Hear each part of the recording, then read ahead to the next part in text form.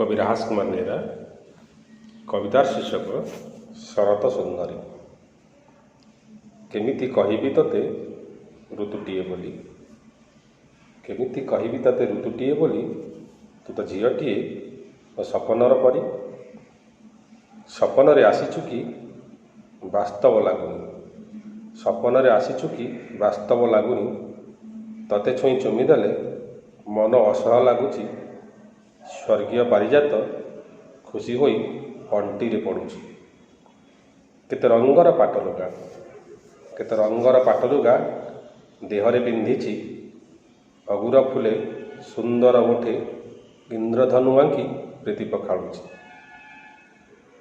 लाजेतु रूपवती कहार ललना, लाजेतु रूपवती कहार ललना, नजर का लागिजिब जमा हुअनि आनमना।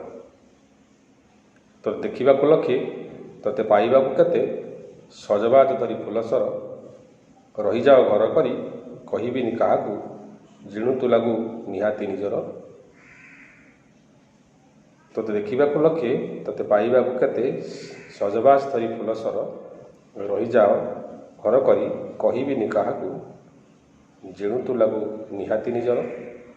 सोई मु पारुनी, सोई मु पारुनी, रही भी पारुनी, हे शरत सुंदरी मो स्मृतिर मीनार।